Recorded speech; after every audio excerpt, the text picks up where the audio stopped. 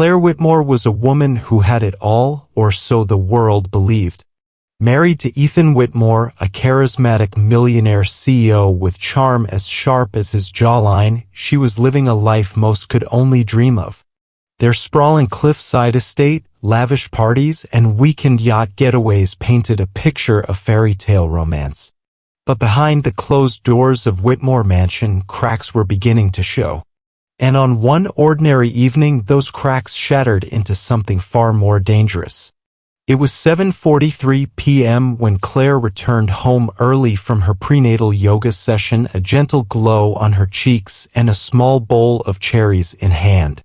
She was excited, thinking she'd surprise Ethan with a late-night snack and a kiss. She moved through the villa barefoot, the soft tapping of her footsteps echoing against the marble floors.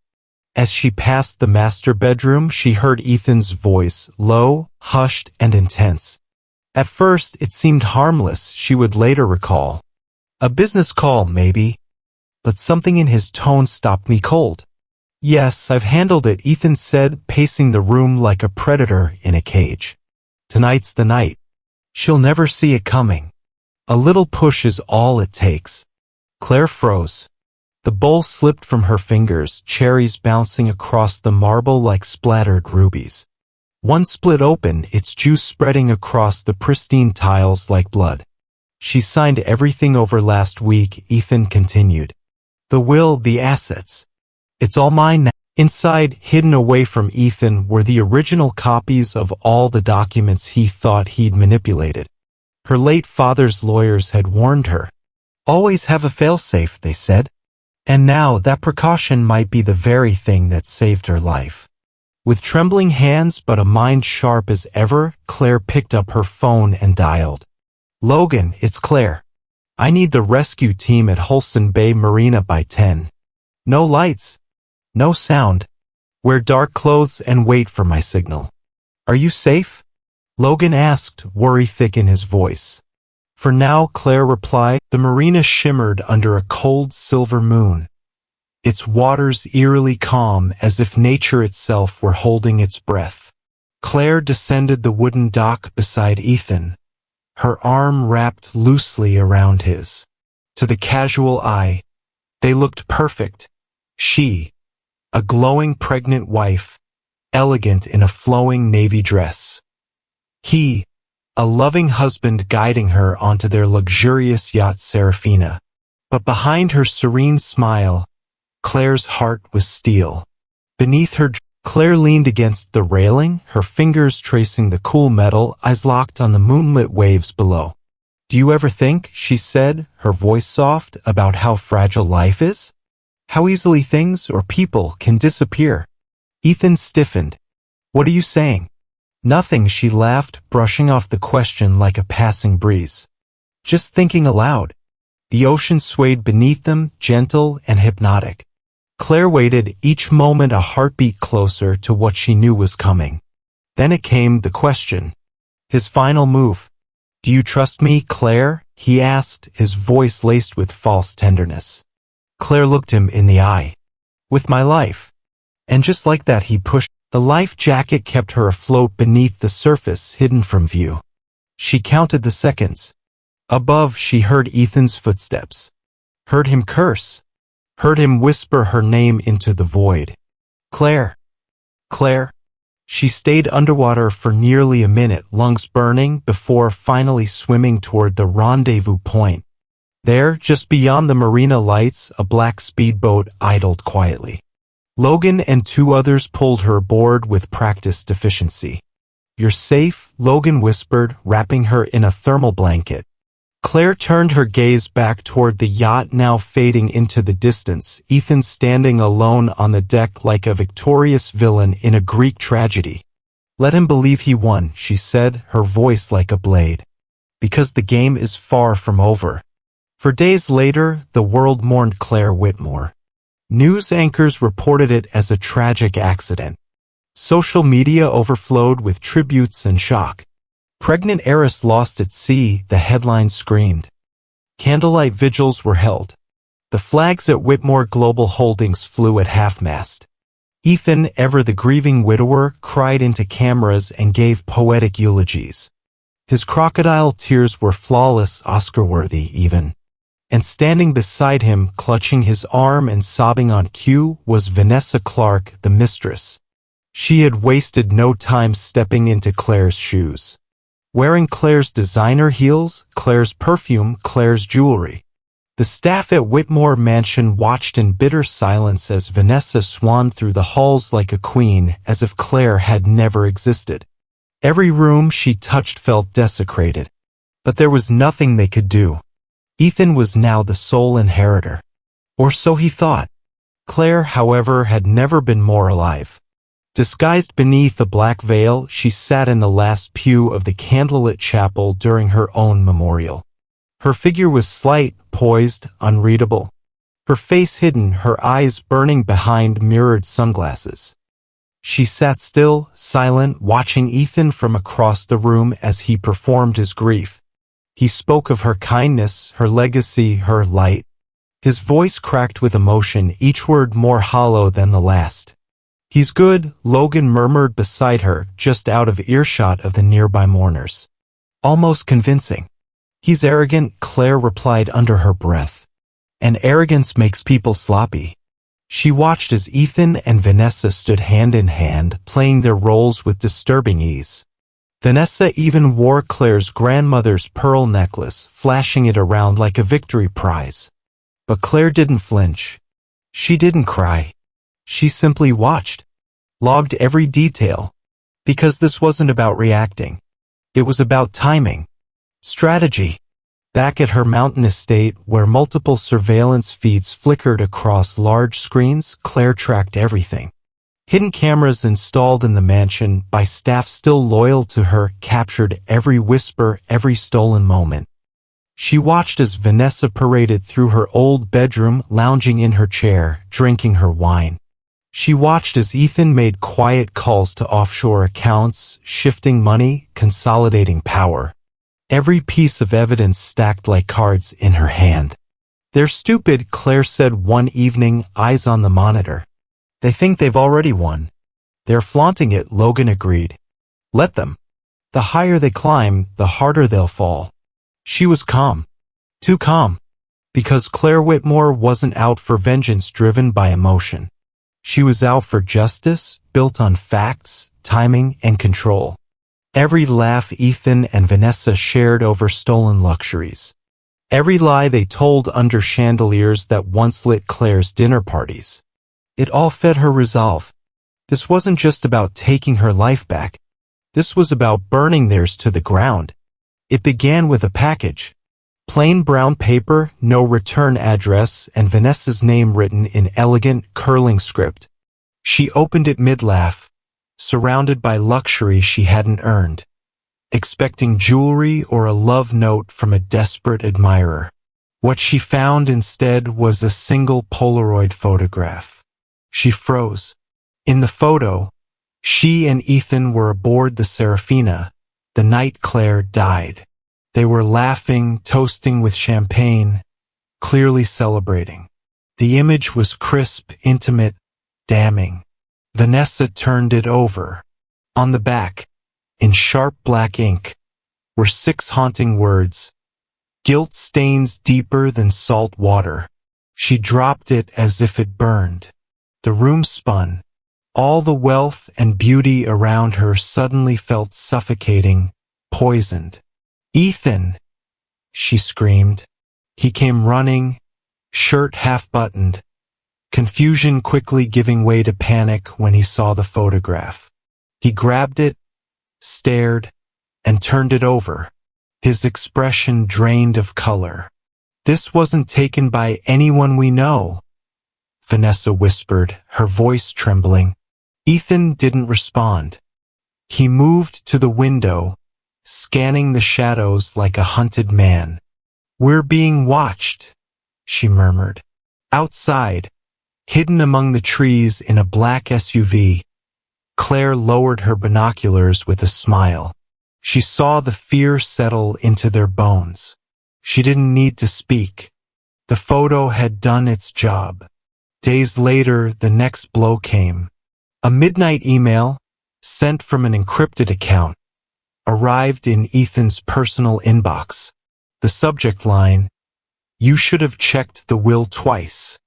Attached was the original inheritance document drafted by Claire's father's lawyers. A legal failsafe Ethan had overlooked. It clearly stated that in cases of foul play, all assets revert to the founding Whitmore Trust, removing Ethan entirely. Clause 17. The clause that would ruin him. Ethan read it in silence, each word sinking like a stone in his gut. "We've been played," he choked out, his hands shaking as he stared at the screen. Vanessa, barefoot and wrapped in a silk robe, sat across the room, her expression hardened. "I told you," she said coldly. "You should have burned everything. Covered your tracks." "I did," Ethan roared, slamming his fist on the desk. "This shouldn't exist." "But it does," she hissed, her eyes burning into him. "And someone knows exactly how to use it." They both stared at each other, no longer allies but co-conspirators cornered by their own arrogance. Vanessa lowered her voice, almost a whisper. "What if it's her?" Ethan flinched. "No," he muttered. "Claire's dead." "Then why," Vanessa said, barely audible, "do I feel like she's watching us?" 2 months after Claire's death, Ethan hosted a grand party at the Whitmore estate. The excuse? A birthday tribute for his late wife, what would have been her 31st. But everyone who mattered knew the truth, it was a coronation. A declaration. Ethan stood tall beside her, confident, composed, surrounded by sycophants and power brokers. Claire watched from a nearby building, her eyes fixed on the surveillance feed. Her team had planted hidden cameras in the ballroom, the wine cellar, even under the dining table. Every laugh, every lie, every forced toast, it was all being recorded. "They're playing their parts well," Logan said beside her. Claire didn't blink. "They're actors on a stage. But stages can collapse." She tapped a key on her laptop, freezing a frame. Vanessa adjusting the bracelet with a smug smirk. Ethan shaking hands with a board member, whispering secrets. The next move had to be perfect. At the height of the party, a server approached Vanessa discreetly and slipped a folded card into her clutch. She didn't notice at first, but later, bored and tipsy, she opened it. Inside were 6 more words, "Some ghosts don't haunt. They return." Vanessa's face turned pale. Her hands trembled. The air around her seemed colder. She clutched Ethan's arm and whispered frantically into his ear. He read the note, his jaw tightening, rage flashing in his eyes.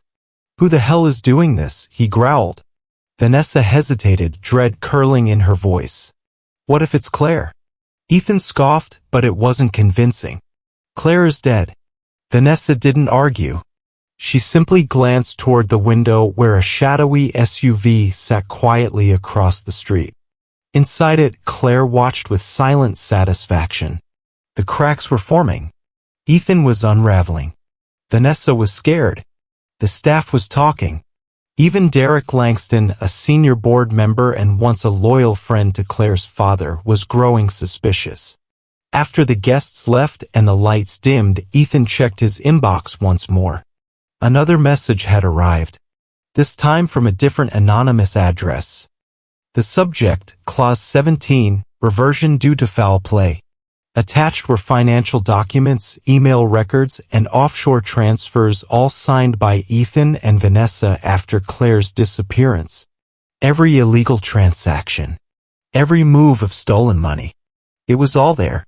Clause 17 didn't just strip Ethan of his claim to the company, it triggered an emergency board vote. A process that would destroy him. Legally. Publicly. Permanently. Ethan's face drained of all color. He slammed the laptop shut and stood trembling in the middle of his home office, his empire crumbling around him. "We need to fix this," he whispered. Vanessa stepped closer, her expression cold and unforgiving. "Then find out who sent that email. And if it's Claire," she paused, her voice lowering into a chilling whisper. "Finish what you started." Monday arrived with the tension of a drawn bowstring. The towering glass headquarters of Whitmore Global buzzed with hushed whispers. An emergency board meeting had been called. Rumors spread like wildfire. Financial fraud, buried secrets, a possible takeover. But no one, not even Ethan, expected what would happen next. He walked into the boardroom in a perfectly tailored suit, every inch the powerful CEO. Vanessa sat beside him, poised but pale. Ethan's hand clutched a stack of damage control reports, his mind spiraling with contingencies. All he needed was the board's vote to cement his role, Claire's final signature to be erased forever. The room quieted as Derek Langston stood. "Before we proceed," he said with a faint smile, "there's someone we need to hear from." The double doors at the end of the boardroom swung open. Claire Whitmore entered. Alive, whole, unstoppable. Gasps rippled through the room. Ethan's face went pale. Vanessa's wine glass slipped from her fingers and shattered on the floor. Claire walked in calmly, dressed in black, a folder in one hand, her gaze unwavering. "Surprised?" she asked coolly, setting the folder on the table. "You shouldn't be." She opened it and revealed a mountain of evidence. Forged documents, stolen funds, Vanessa's appointment as a fake consultant, and the infamous Clause 17. The room fell silent as each board member skimmed the pages. Ethan stood, stammering, This is a trick. She's dead." "No," Claire replied evenly. "I just needed the world to think I was. While you played king, I built the gallows." Vanessa tried to speak, but Claire cut her off. "You paraded around in my life, wore my things, slept in my bed, and still you never saw me coming." A vote was called. Unanimous. Ethan was stripped of his position, his access revoked. Security entered and escorted him from the room. Vanessa tried to flee, but federal agents waited in the lobby. Fraud, conspiracy, attempted murder, there would be no escaping justice. Outside, a crowd of reporters had gathered. Claire stepped into the light, holding her head high, the cameras flashing like fireworks around her. She gave no statement. She didn't need to. Her presence was enough. Back at the estate, she returned to her father's study, the one place untouched by betrayal. Logan stood by the fireplace, his expression proud. "You did it," he said softly. Claire nodded, placing a hand on her belly. "They thought they buried me, but I was the seed." She gazed out over the estate that was rightfully hers once again. Claire Whitmore had not only survived the night they tried to kill her, she had reclaimed her legacy, her name, and her future. And in the end, the only thing more dangerous than a woman betrayed was a woman reborn.